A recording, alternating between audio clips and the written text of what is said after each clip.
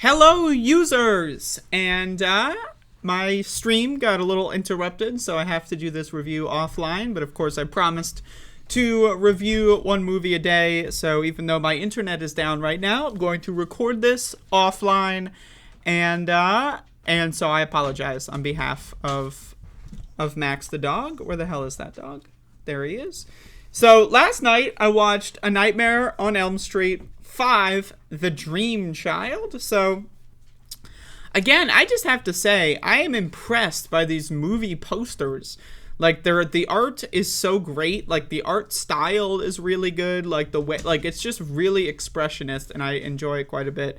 But anyway, this movie really, I mean, again, I'm impressed. I don't remember the A Nightmare on Elm Street sequels to be this gruesome, but this movie, I mean, it has some of my favorite moments.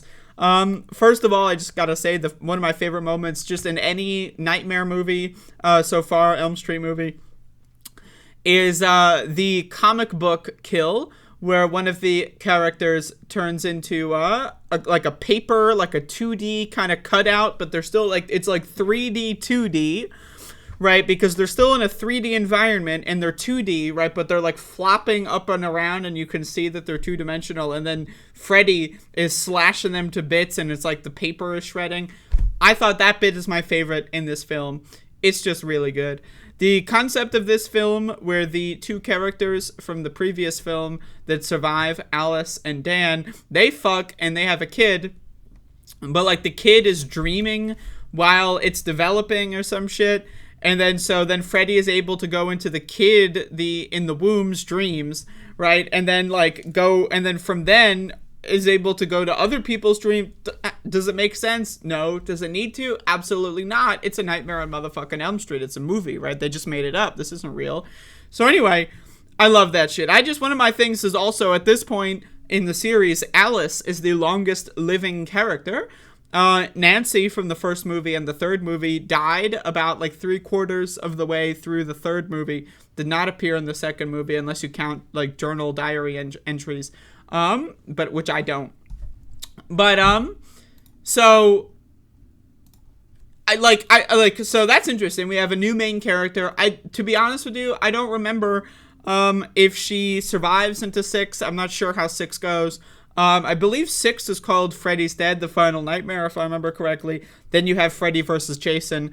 Canonically, like in the chronological order, you have Freddy vs. Jason. Then you've got Wes Craven's New Nightmare. And that will be the series. I'm probably going to watch the remake as well. But anyway, I don't remember if Alice survives into part 6 or not.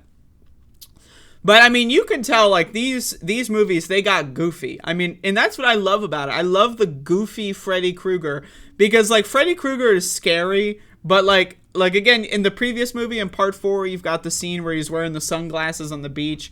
In this movie, you've got the scene where he dresses up as the chef. He's got the chef hat on. He's got like the bow tie that's the red and green, right? And he's just like force feeding the person with the eating disorder who has the mother, like the character, their mother is like super like strict and trying to get them into like modeling or whatever. So they develop an eating disorder, and their worst nightmare is that like, you know, they become fat and gross, and then that's when they die, right? It's really brutal, honestly. I mean, like, as someone that has experienced multiple eating disorders in my lifetime, the idea of like my worst nightmare becoming like I can't stop myself from eating, and I like, you know, get so fat that I like, you know, kind of, and then Freddy Krueger comes out of nowhere and slashes me to bed. That's scary as fuck, man.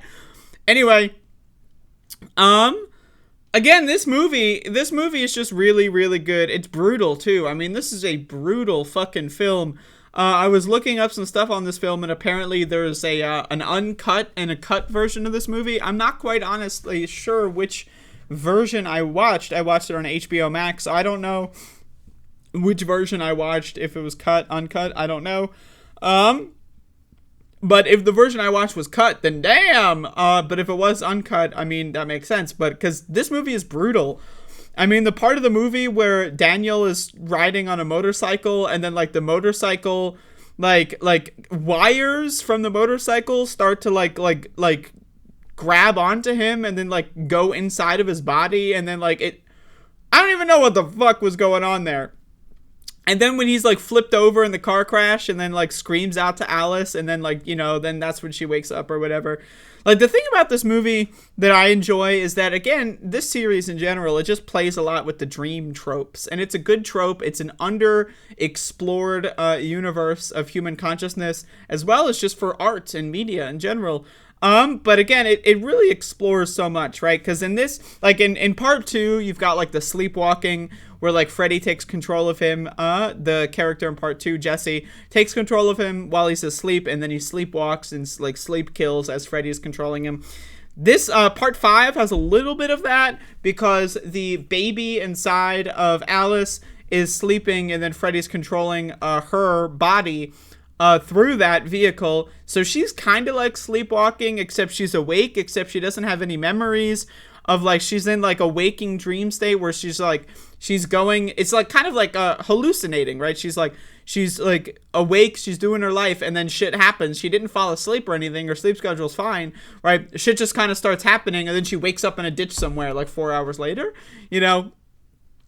And one of the things about this movie, as well as like these horror franchises that just like last forever, right, is that like, we're in the 5th movie in A Nightmare on Elm Street, and we still have characters that don't believe in Freddy Krueger, right? Like we have the one bitch who's like, "You're crazy," or whatever, like the nurse, the part-time nurse, part-time swimming team, part-time high school student bitch. Like, Jesus Christ, can you like fucking get a life or something? Goddamn. But anyway, like she doesn't believe in Freddy Krueger. Like, motherfucker, we're on the 5th movie. Like, can we have some actual documentation of this shit? Like, don't we have something? Don't we have like a news article? Like, don't we have anything at all we can use for documentation on the Freddy Krueger? It's been like how many years in the fucking universe? Like 5-6 years in the universe of the movie? Holy fucking shit, man. But anyway, but again, she sees Freddy Krueger, she's like, "Oh no," right? Like, I love the dreams. My favorite dream in this one is the comic book one. Again, to get back to that one, I love when they had the black and white styling. It was just really good how they have those like the random metal beams all over the place to like represent like the panels, I guess. That's how I saw it. And then of course the ending of this movie is fascinating. We have like the stairs, and you have like just we're in like Inception mode at the end of this movie, where there's just like random shit that doesn't make any sense, right? Like, again, you have the stairs that are like, that go in circles. You have like the gravity not working properly. You have like different panels going on. Like the way that the ending of the climax of this film kind of just like, they just threw everything out the wall. Yeah, we're in a dream universe. This is a slasher series. We are in a dream universe. Let's fuck around. The budget has been getting more and more like money for each movie. The way I saw it online, because I looked this up, what each budget is for the movie, and it just gets more and more and more. So they get goofier and goofier. Right, so they're like, all right, so we realized that we only used 20% of the budget, and we're at the climax of the movie. And so we saved some money with that invisible fighting scene from the 4th movie. Let's go all out. And that's what they did at the end of this movie. They really went all out with the effects and like just the way that the frames were edited together, and just like the way that they were chasing each other. Freddy was chasing. And then you have the kid character who's like, there's a 6-year-old like version of the kid who's like inside of Alice's subconscious, and that's like her kid, but like that's the kid grown up. Is it time travel? Is it her perception of like what her kid would look? Who knows what the fuck's going on there? There's some crazy shit. But anyway, Freddy tries to control the kid. The kid is like, "Oh no, I love my mommy." And then like the whole dream shit happens. And then the other part of this movie is they bring back the Amanda Krueger character, Freddy's mother, who was locked in some insane asylum and then got raped by like 100 crazy men or some shit. So it's like Freddy is like a bastard child of scientifically speaking, only one of those people, right, would have gotten, the fertilization, right? But, whatever, 100 of them, they all mix up and create like a crazy fucked up kid, right? Whatever, that's Freddy. But then Amanda is like Freddy's weakness or something. Like, so Freddy's scared of his mom, basically. And then but his mom's spirit is somewhere, and then they touch her on the shoulder, and then she's like, "Thank you," or whatever. I don't know how it works. It doesn't make any sense. Does it need to make sense? Of course not. We're in a fucking movie where there's some crazy guy running around in people's dreams. It doesn't need to make fucking sense, okay? But anyway, A Nightmare on Elm Street 5.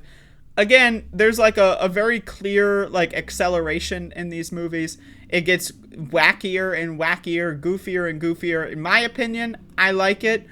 I like it. That's my opinion. I think it's cool. I love the goofy slasher. And it's also still pretty fucking scary. Like, again, like they deal with a lot of elements like anxieties, like the eating disorder stuff. They deal with a lot of elements that really kind of just like, I don't know, take root a little bit, at least for me personally watching these movies. But again, I'm impressed. I'm impressed. I haven't watched all of the Nightmare on Elm Street sequels in a long time. Usually I just watch the first one, the third one. Sometimes I'll watch the second one. I've seen the first three a lot more than the second three. That's for sure. But 4, 5, and 6. I mean, I haven't watched 6 yet. I'm going to watch it tonight, of course. But I'm impressed. I mean, these are really... They're fun. They're fun movies to watch. 90 minutes every night. Just bang them on, you know? It's something to do. And anyway, so A Nightmare on Elm Street 5. I loved it. I thought it was great. It's just, again, I love that mixture of goofy, scary, the dream world. It's just a great series. And again, these posters, man, they look amazing. The poster art, I don't know. I really need to get that shit on my wall. But anyway, part 6 will be tomorrow. So if you want to watch it with me, if you watch this video the day it's uploaded, part 6 will be tomorrow. And we'll see what happens. Again, apologies for the live stream cutting down. But of course I had to do this movie review today. So either way, that's it. A Nightmare on Elm Street 5, The Dream Child. There you go. I'll see y'all in 24 hours or so, somewhere around there. Bye-bye.